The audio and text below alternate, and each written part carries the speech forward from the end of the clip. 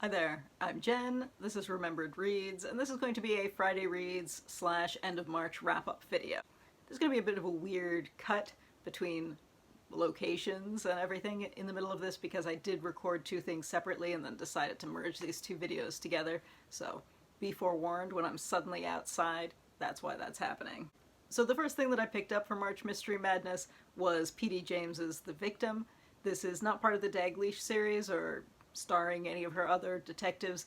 This is a one-off in which we have a narrator character who's telling us about a crime that he committed. And it opens with very vague information and then we get down into the specifics, dealing with both his motives, dealing with his personal history, and then dealing with a kind of fading into obscurity and plotting. I quite enjoyed this. It is just a short story, so if you're looking for something to be deep and meaty, this isn't really where it's going, but I really enjoyed the cleverness of this plot and how this character's life kind of built up to something specific but then faded into obscurity. I liked the way the tone went. I liked the slight twist on characters who know more than they're letting on until quite late in the story, so I was thoroughly entertained by this. I thought this was a perfect not quite a whodunit because you know who did it because it's being narrated by the character who's doing it, but a really nice little how I did it kind of crime story. Next up, I read another short story, and that was Donthaji Mustafa by A.X. Ahmad. The cover makes it look like this is part of his Ranjit Singh series about the New York City taxi driver who solves crimes. It is not part of that series. It's just a one-off about a man who lives in Dubai. He's doing a stopover in India before flying to Thailand with his wife. He and his wife don't have a great relationship, but he's going to attempt to scam a new passport for his wife and ends up in multiple encounters with the guy who's basically a mafioso type character.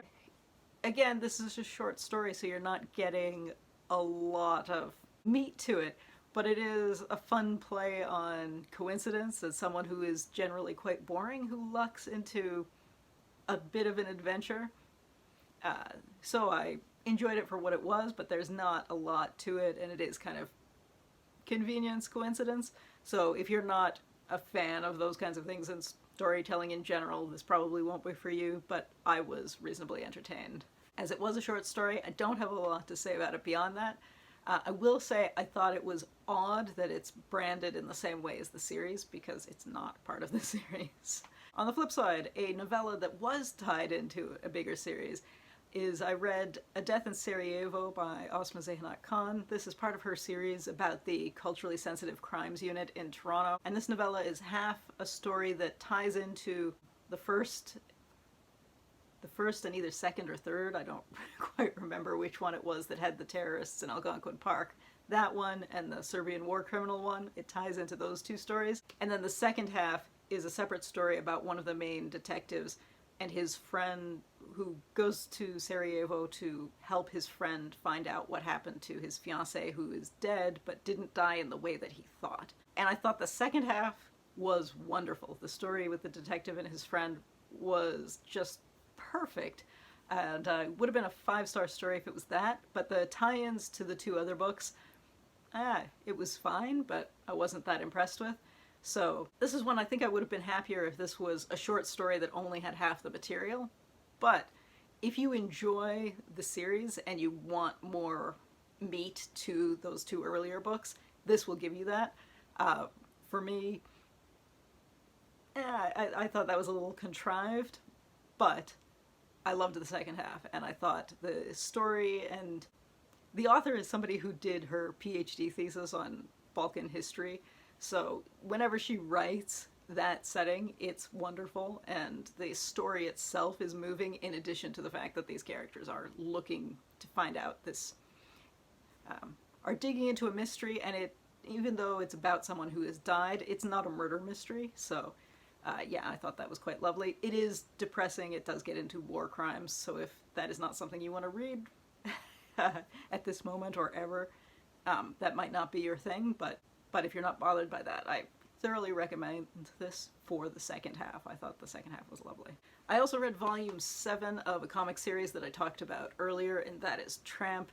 This is a The first 5 volumes of this were a maritime noir series, and in volume 7 we get into more of a political thriller in which the main character is now running a ship in Vietnam during the 1950s, so this is the end of the French colonial period, and he's trying to find out what happened to his father. It ends on a cliffhanger, so it is on its own, not necessarily super satisfying. I thought what was interesting about this, because it was written so much later than the earlier one, because the character has married the Colombian woman that he met in that first 5-volume run, she acts as kind of the mouthpiece for the political counterpoints of the whole colonial period that's ending during this, which I thought was interesting, because I did think that there was not enough reflection on, because with the first storyline in this series, I did think that it was incredibly well done in terms of suspense building, and in terms of, there were some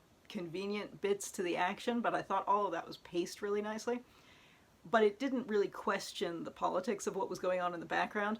And because this character is now the wife, they get to have conversations that play with that. And I found that a lot more satisfying, even though in terms of what's actually happening, it's not significantly different.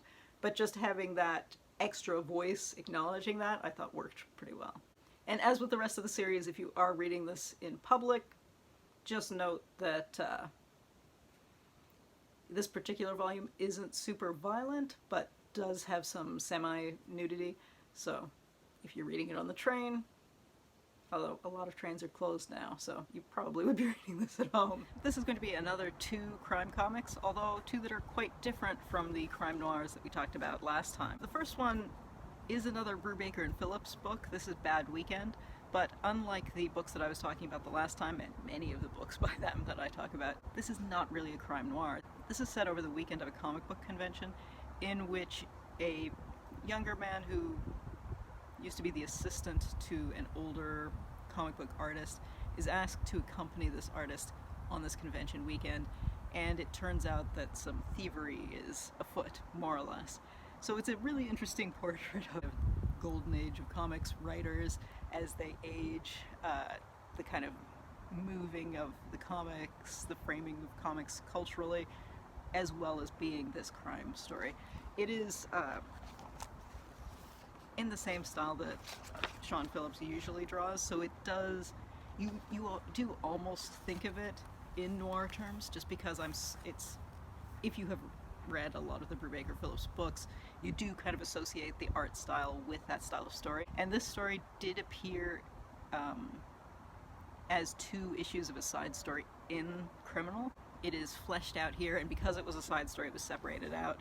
This is a book, when I looked at the reviews, some people who read Criminal in the floppies wondered why this particular book was put out as a separate one, and it has been expanded from what was in the floppies originally. But it is because this was a side story, so it is separate from the main run of Criminal, even though it was part of the main run. In any case, I thought this was exceptionally well done. One of the issues that I often have with the Brubaker Phillips books is that they will often end on either a plot note or a tone note that feels like something's missing, and this doesn't do that. Because this was originally published as 2 issues and then fleshed out a bit, I think that meant that they could make a much tighter story, and this is a much tighter story, so I was very impressed with the pacing and the overall plot line of this. But yes, if you read Criminal in the floppies, you will have read most of this. And next up, I read a book by Rosiński and von Hamme. This is Western, which doesn't sound like it would be a crime story, but it is actually a crime western. This is a story about a main character who, as a child, is part of a scam that kills his brother, and then as an adult looks to take revenge on the family who his brother tried to scam, but then his brother was murdered as a result. And because this is this style of crime story, you know no one is going to end up happy. Everyone is going to be unhappy in this, and that is where it goes. The art is fantastic. In addition to the regular panels, there are several sections with painted bits, and I'll insert some video of the full book here because the art is definitely the highlight of this. This is a really lovely book. With a Western setting, there are some social bits and pieces that I think some people are not going to love, and so I think knowing that if you are uncomfortable with the Western setting from a kind of imperialist or colonialist perspective, you're probably not going to love this, even though no one ends up happy in it. I think a lot of the things that happen along the way might not be to your tastes, but knowing that going in, yeah, I thought this was really, really well done. It was translated by Jerome Saincatin, who I don't think I've read any translations by him before, but it was done quite well, because I think with these books there is a tendency to, both in the original writing and in the translations, to very clearly be Europeans writing in an American Western setting, and that didn't have a lot of that, so I thought that was quite good. And finally, a book that I haven't finished, but I'm getting there, is Too Big to Die by Sue-Ann Jaffarian. This is part of her series of Odelia Gray mysteries, which are about a plump, middle-aged paralegal who is basically working for fun. She doesn't necessarily need to work, but she gets herself into trouble. And in this volume, she and her husband rescue a dog from a car. The dog turns out to belong to a ridiculously wealthy family who are going to try to get her kicked out of her job. And then the person who helps them with the dog turns up murdered, and they're investigating this.